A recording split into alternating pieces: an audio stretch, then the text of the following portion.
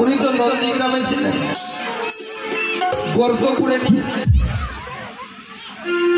যতদিন পর্যন্ত ভগবান 14 বছরের জন্য বনগমন করেছেন, ভরত ওইরকম ব্রত পালন করে নিয়ে আছে।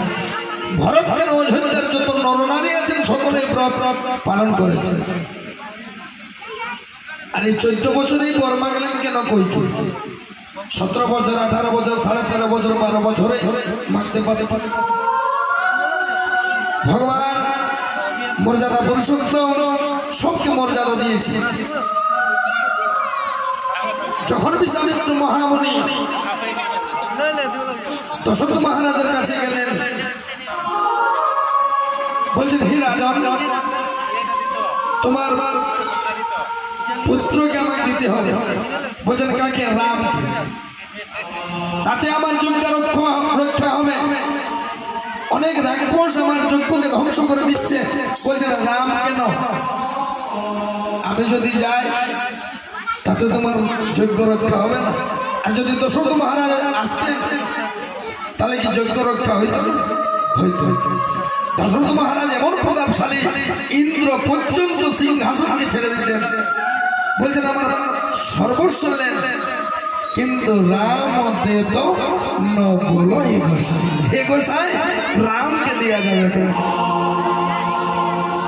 বলছেন এতে কল্যাণ হবে, এতে কল্যাণ হবে। যদি রামকে আমাকে দিও তাহলে কল্যাণ হবে, জগতের হিত হবে। তখন বশিষ্ঠ মহামুনি জ্ঞানী বুঝালেন দশরথ মহারাজকে। তখন দশরথ মহারাজ রাম এবং লক্ষ্মণকে পাঠালেন যজ্ঞ রক্ষার জন্য। তো যাচ্ছেন রাস্তার মধ্যে বিশ্বামিত্র মহামুনি রামচন্দ্র ভগবানকে বলছেন, হে প্রভু, কোন পথে যাবেন? 7 দিনের পথে যাবেন না 6 মাসের পথে যাবেন? রামচন্দ্র ভগবান বলছেন 7 দিনেরটাই যাবো। কেন? আপনার অসুবিধা আছে। 6 মাসেরটাই যদি যাই তাহলে অনেক দেরি হয়ে যাবে। যেমনি যাচ্ছেন তো সেই রাস্তাতে ভয় ছিল। কে? তারকা নামক এক রাক্ষস সবকে হত্যা করত। যেমনি রাম যাচ্ছেন, বিশ্বামিত্র লক্ষ্মণ যাচ্ছেন, তারকা পার হয়ে গেল। তখন বিশ্বামিত্র মহামুনি বলছেন এর নাম তারকা। অনেক বৃত্তান্ত বললেন। তখন রামচন্দ্র ভগবান কি করলেন? বাণ সন্ধান করলেন তারকাকে বধ করার জন্য।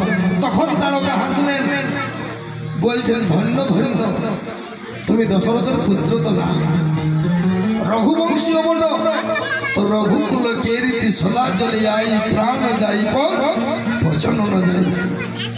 রঘুকুলের একটা রীতি রেওয়াজ আছে, প্রাণ যেতে পারে কিন্তু কোনোদিন কথা খিলাফ হবে না। আজকে কথা খিলাফ হচ্ছে, আমার বধ হবে